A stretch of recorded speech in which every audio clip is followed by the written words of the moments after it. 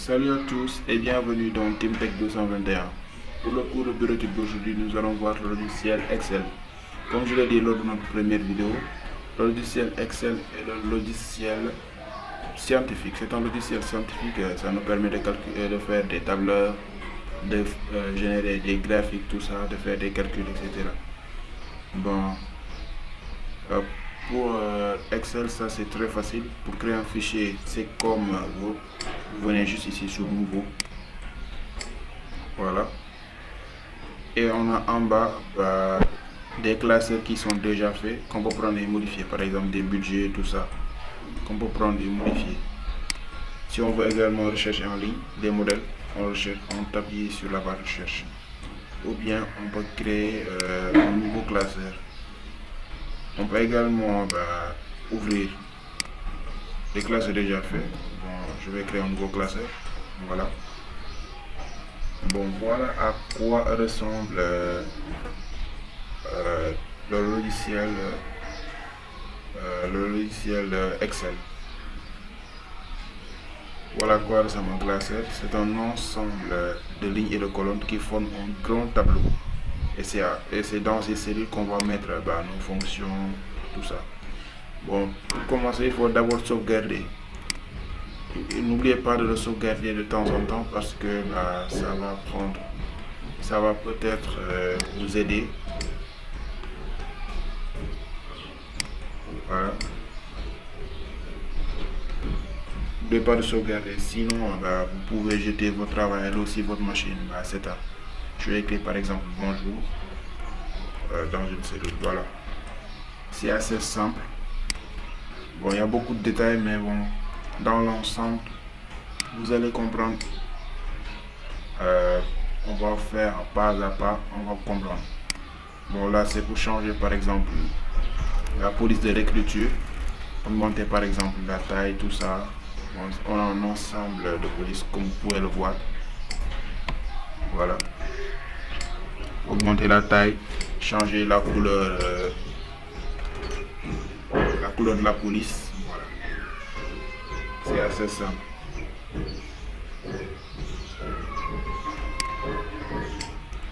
On va par exemple faire les jours de la semaine.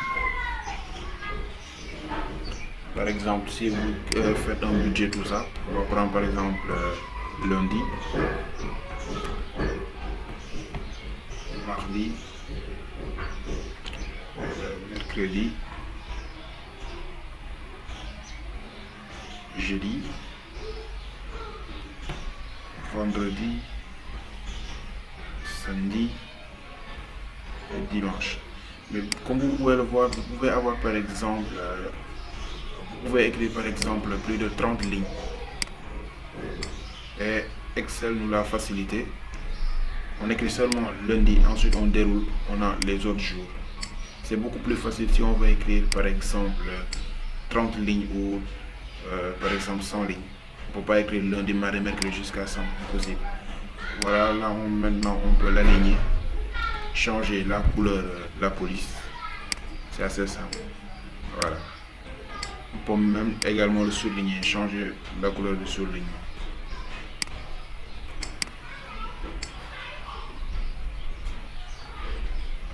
C'est assez simple, comme vous pouvez le voir.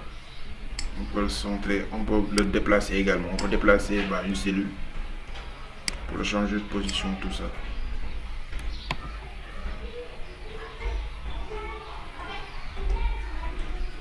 Si on veut également, par exemple, ajouter une nouvelle cellule à l'intérieur de par exemple de deux cellules, on met un clic droit, on a ici insérer, tout ça. On peut supprimer, effacer le contenu, trier, filtrer, on fait beaucoup de choses.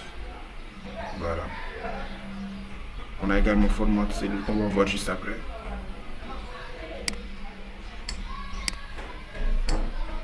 Voilà. C'est quelque chose qui est vraiment assez simple.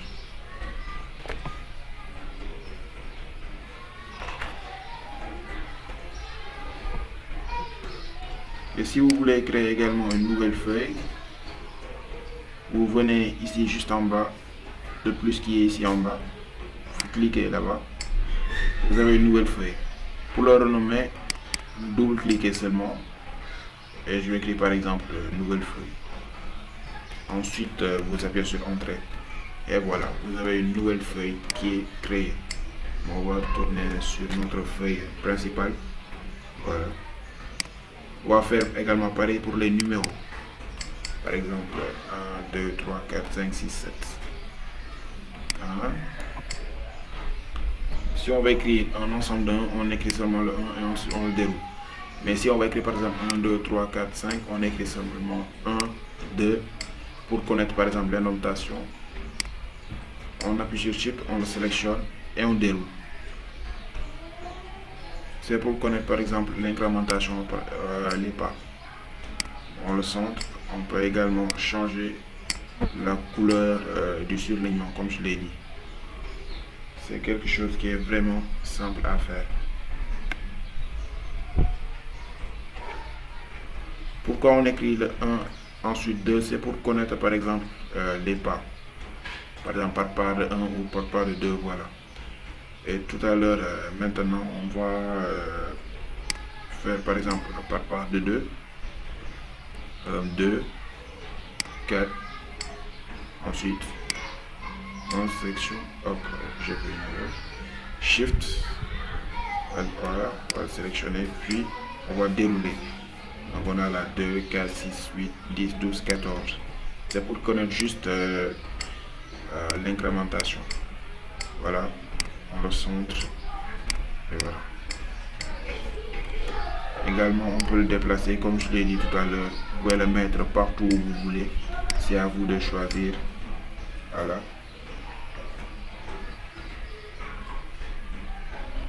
Bon, ça c'est juste quelques bases. On va maintenant entrer réellement dans plusieurs choses. On va commencer maintenant à vous présenter les onglets. Bon, là on a déjà l'accueil. On va voir par exemple l'insertion. On peut insérer des tableaux dynamiques croisés, des tableaux, des graphiques, tout ça, des cartes 3D, des histogrammes et beaucoup d'autres choses, des compléments, évidemment, des liens, des textes, des symboles. Il y a énormément de choses à insérer. On peut insérer beaucoup de choses. On va voir rapidement la mise en page. Bon, ça c'est pour l'orientation, tout ça, les marges, le texte, l'arrière-plan, tout ça. Les couleurs, les différents types de couleurs, les polices, les effets, les thèmes, tout ça. On va pas trop s'attarder là-dessus. On va voir maintenant rapidement les formules. Les formules également, on va en voir quelques juste après. Voilà. On va voir les données. Ça c'est pour par exemple insérer des données géographiques, etc. Des conversions, tout ça. C'est assez simple. Voilà. C'est juste une présentation bref. Bah, sa révision c'est pour par exemple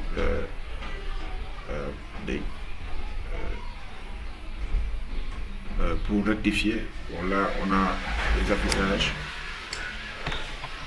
Voilà. Et enfin on a aide. On va retourner donc rapidement sur l'onglet accueil. On va voir par exemple un tableau. Un tableau par exemple, un tableau d'élèves. Si vous voulez représenter par exemple votre classe, par exemple les notes, tout ça, et que vous voulez par exemple découvrir les moyennes, tout ça. On a par exemple la note 1, note 2. Ensuite, on a moyenne, observation, pour voir par exemple, en se basant sur la moyenne de l'élève s'il est admissible ou non. Par exemple, pour les élèves, on va dire par exemple Moussa, Saliou, Moudou, Fatou, Khadija,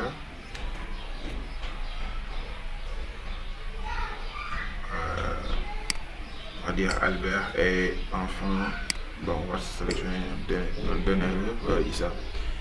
Pour Moussa, on va donner par exemple première note 12,5 et sa deuxième note, on va lui donner, disons, 14. On va faire également pareil pour les autres élèves. Pour les moyennes et les observations, ça on va le donner après. Note 11, 8, 11, 3, 14. C'est juste des exemples. Bateau 15 et 12. Voilà. 10, 12. 11, 13,5. Et ça, on va donner par exemple 10. Et disons 7. Voilà. Et on a là les notes des élèves. On peut également calculer la moyenne générale de la classe. Bon, c'est juste pour vous montrer d'autres types de calculs. On va se baser évidemment sur les moyennes de chaque élève. Voilà.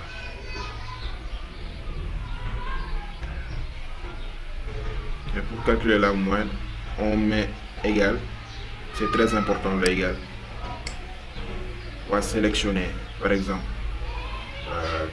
la première note qui correspond à la colonne C et à la ligne 13. C'est pour ça qu'il est écrit C13 plus la deuxième note qui correspond à la ligne 13 et la colonne 14. En parenthèse divisé par le nombre de notes qui est égal à 2. Et là, on peut voir que c'est 13,25. Si on calcule les deux notes, on aura ça. On va faire également pareil pour Saliou. Lui, c'est C14, colonne C et ligne 14, plus D14. Voilà, D14. On peut le saisir comme on peut directement sélectionner, sont divisés par 2. Et bon, pour faire tout cela, ça va prendre beaucoup de temps. Si on a par exemple 30 ou 40 élèves à faire cela, on va seulement faire le calcul pour le premier élève. Voilà, on met égal. Faut pas l'oublier. La première note plus la deuxième note en parenthèse divisé par le nombre de notes qui est égal à 2. Ensuite, on va le sélectionner et on déroule. Il va automatiquement calculer la moyenne des autres élèves en se basant sur le calcul du premier élève. Je pense que c'est assez ingénieux. Ça va nous permettre de gagner du temps et voilà. C'est très important. Et pour calculer la moyenne générale, si on veut connaître le nombre d'élèves et qu'on a la flemme par exemple de compter, on met juste 1. J'ai oublié le 2. On va mettre un 2 pour connaître par exemple l'incrémentation. Ensuite, puis sur Shift, on le sélectionne et on va dérouler. On a là le nombre d'élèves. Donc on a 7 élèves. Et pour calculer la moyenne générale, on va utiliser une formule qui est égale à somme. On va donc sommer les moyennes de tous les élèves. Pour cela, on va mettre somme.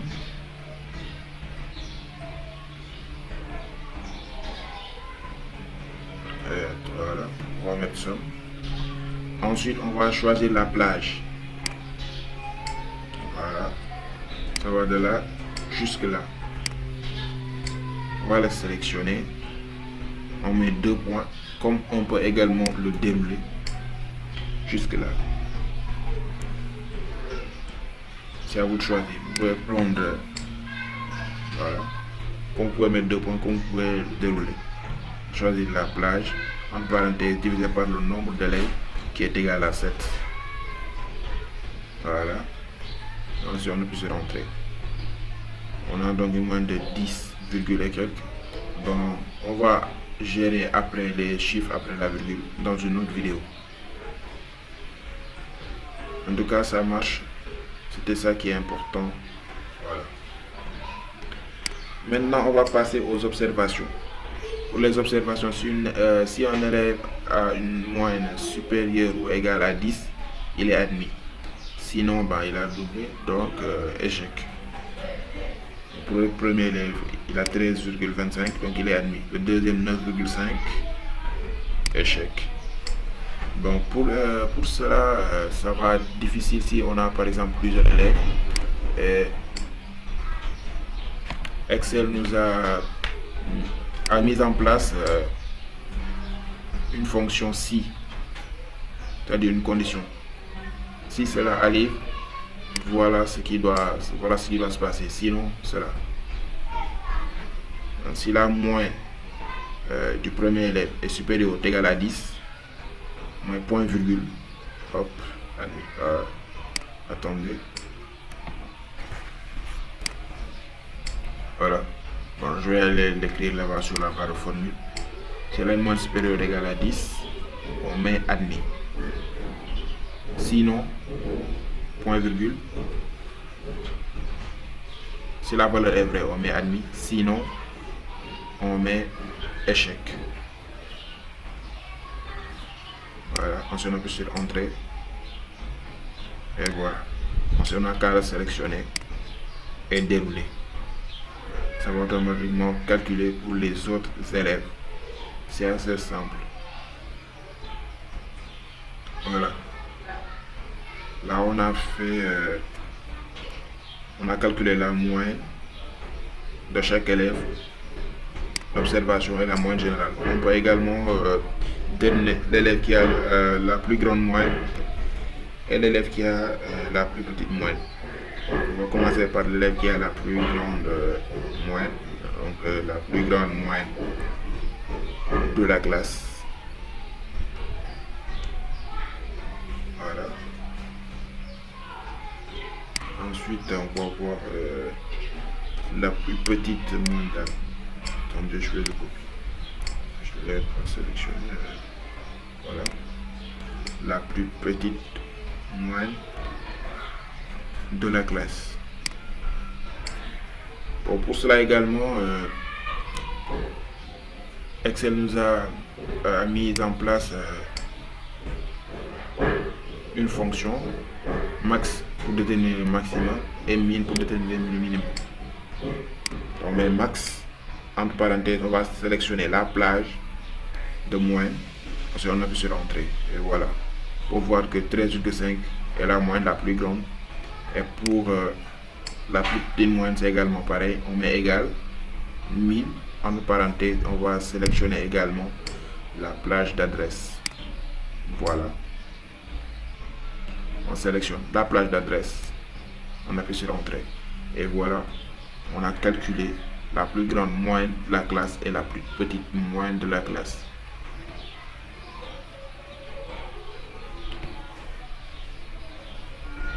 C'est vraiment très simple. Ce sont des formules, des fonctions très simples et faciles à parcourir. Juste il y a beaucoup trop de détails. Et si on veut également représenter les notes et les moyennes des élèves, par exemple par un graphique, on va sélectionner les chiffres. On vient là sur insertion. Je vais prendre par exemple le graphique recommandé. Et là, comme vous le voyez, il n'y a pas de légende. On a mis seulement série 1, série 2, série 3. Comme vous pouvez le voir, c'est pas si joli. On ne sait pas quel élève, c'est qui est l'élève qui a par exemple appartient à cette barre. Donc on va sélectionner par exemple, on va sélectionner note 1, note 2, moyenne et évidemment les élèves et les notes. On a sur graphique recommandé. Vous pouvez également choisir d'autres types de graphiques. Et voilà. Maintenant là, on sait que Moussa, voilà ces informations. Voilà. Et note 2 représente les bandes bleues, les barres bleues. Note 2, c'est les barres oranges et les moyennes, c'est les barres grises. Voilà. On peut également changer la couleur. Il y a différents types. Voilà. Je vais choisir ce que vous voulez. Il y a des graphiques en 3D, en 2D. Je vais choisir ce qu'on voulait. On peut également changer le titre du graphique. Voilà. Je vais écrire par exemple diagramme. Voilà. Hop. Voilà. Donc, on a les informations de nos élèves qui sont représentées par un diagramme. Bon, voilà pour notre premier tableau. On va faire également un deuxième tableau et on va s'appuyer sur les mêmes choses. Voilà. On va descendre. Si vous faites par exemple la géographie, vous avez par exemple les PIB, les pays, tout ça. Vous pouvez également le représenter par exemple par un diagramme, tout ça, ou bien par différents types. Voilà, on va prendre par exemple le Sénégal, l'Allemagne et la Chine. Et pour les informations, on va prendre par exemple fonds. Ce sont juste des exemples. Voilà. Ensuite, là, on va prendre par exemple le pourcentage.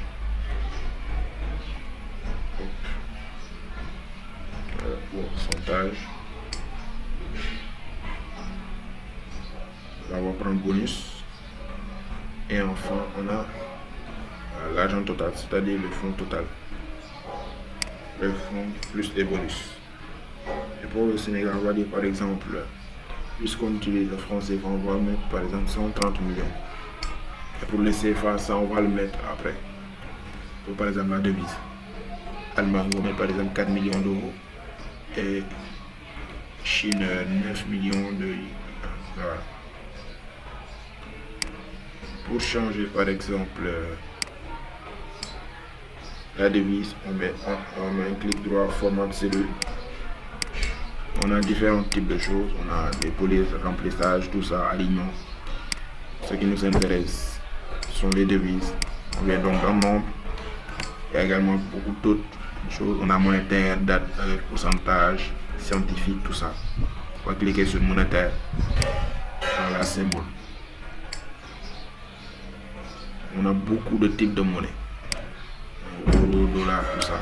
On va choisir franc CFA, puisque le Sénégal utilise le franc CFA. Voilà. Allemagne également pareil, puisque tu utilises l'euro. Pour venir sur format de cellule, monétaire, et on va chercher euro. Chercher euro Allemagne. Voilà. On va faire également pareil pour la Chine. Voilà.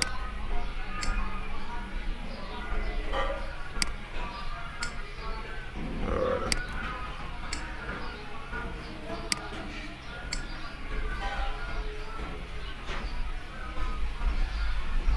Non, c'est pas celui-là.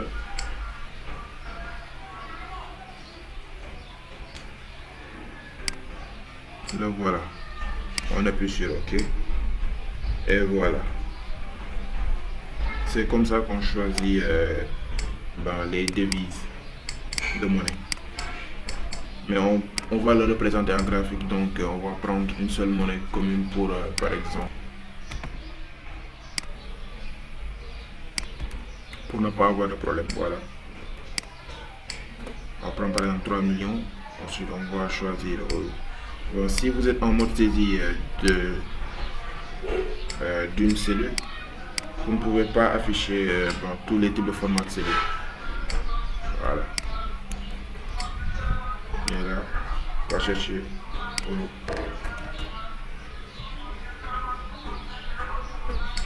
On prend euro allemand. Voilà. On va faire pareil pour l'autre format de cellule. Voilà.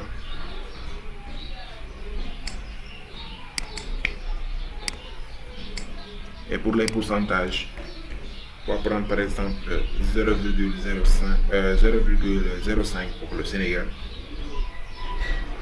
On va le présenter après. Pour l'Allemagne, on va prendre 0,02. Voilà. Et ensuite, pour la Chine, on va prendre 0,03. Et puisque tous les trois, on va les prendre en pourcentage, donc on peut les modifier ensemble. On vient là, pourcentage. On appuie sur OK. Et voilà. Les trois sont changés. Et pour les bonus, on va faire un petit calcul. On va se baser sur les 0,05 du Sénégal qu'on va retirer sur les 3 millions. Voilà. Donc, on va prendre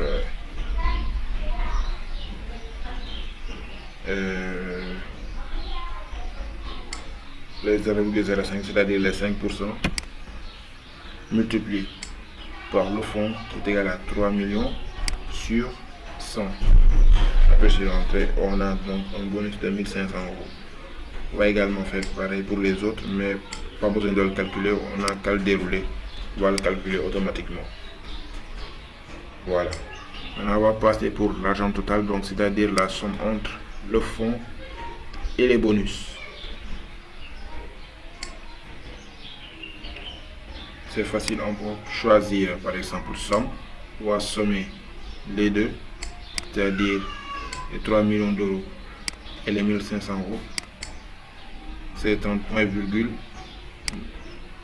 et c'est 32, ou bien on peut mettre directement égal c'est 30 plus c'est 32.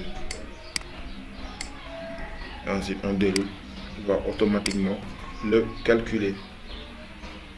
C'est vraiment simple. Et voilà. On peut également représenter graphiquement ces nombres. Mais bon, on va pas prendre les pourcentages parce qu'ils n'ont pas le même type. Voilà. Donc on va seulement prendre les fonds, le bonus et l'argent total. Bon, je vais supprimer cet espace. Si vous voulez, vous pouvez supprimer comme ça, vous sélectionnez comme ça. Ensuite, vous glissez vers le haut. Et voilà, ils sont rattachés. Et pour le représenter graphiquement, vous sélectionnez à partir de là. Voilà. Ensuite, vous venez dans Insertion. Cette fois, je vais prendre un autre type de graphique. On a des secteurs, des anneaux, on a beaucoup de choses. On a des histogrammes, des boîtes à moustaches, beaucoup de choses. Voilà. Des compartimentales, des rayons de soleil.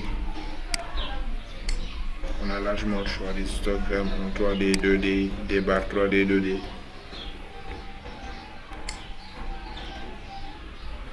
Voilà. Il y a énormément de choses. Voilà. On a également des aires, des barres, des secteurs, des cascades.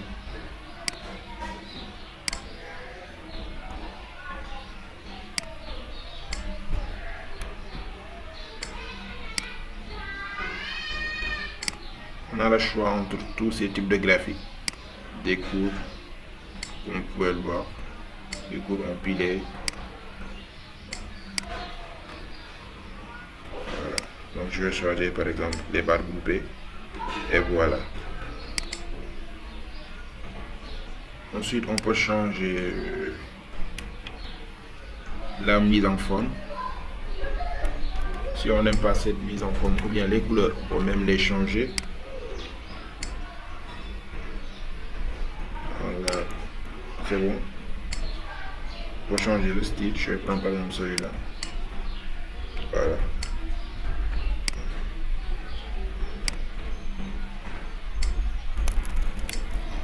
Voilà.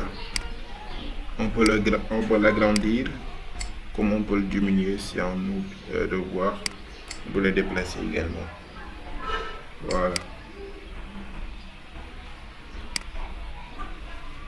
C'est quelque chose qui est vraiment assez simple. On a vu deux graphiques, on s'est basé sur deux tableaux pour représenter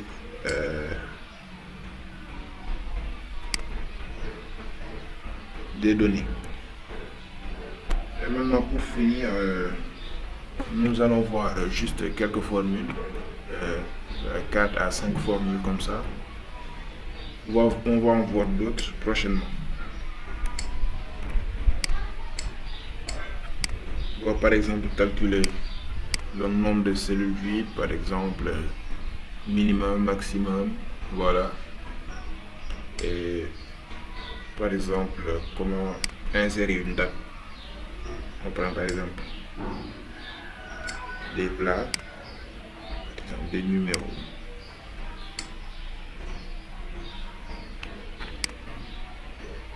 Là également.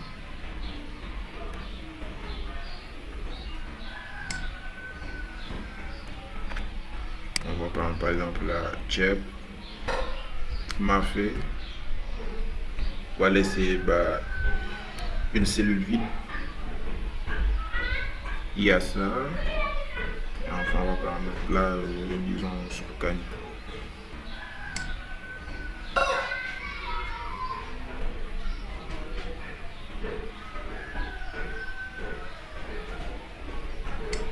Voilà. Pour le numéro, on va prendre par exemple 14 moins 5 et 10 et 2. On va le sélectionner, on va le copier pour éviter par exemple de saisir. Voilà. On va également copier l'autre. Voilà.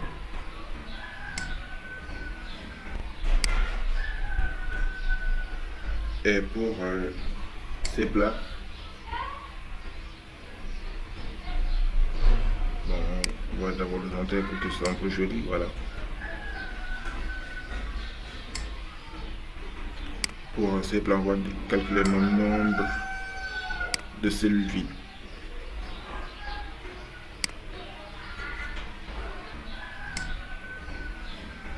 On peut même supprimer celui-là. On va calculer un espace pour écrire. Voilà. On va mettre là le nombre de cellules vides.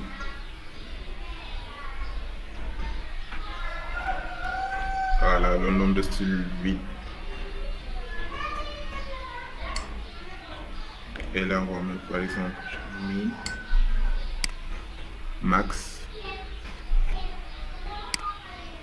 Et ensuite, la date d'aujourd'hui.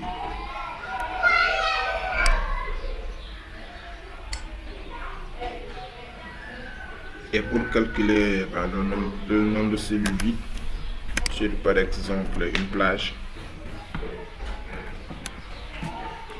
on a également une fonction qui nous permet de faire cela. On vient dans formule, insérer une fonction.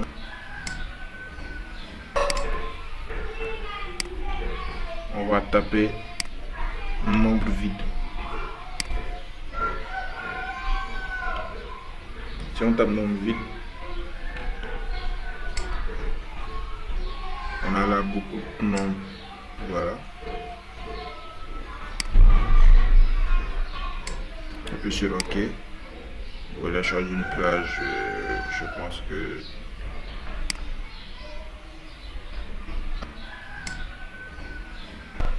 achat par hasard, donc on va prendre notre propre plage.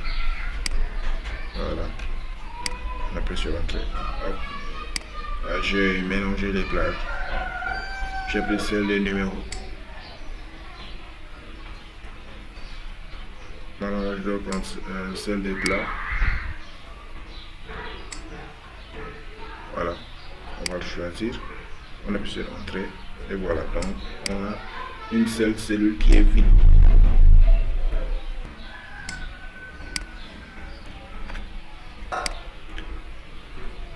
Pour le minimum également, c'est pareil, on met égal min, on choisit la plage, vous l'avez déjà vu tout à l'heure.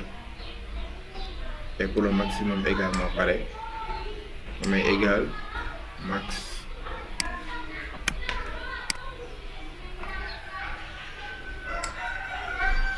On choisit la plage. Voilà, on fait la parenthèse, on appuie sur entrée. Et pour la date d'aujourd'hui, c'est également pareil. On vient là, on met égal, on met aujourd'hui.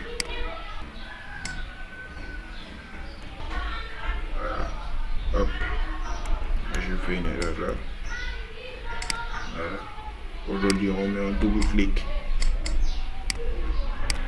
On ferme la parenthèse, on appuie sur entrée et voilà.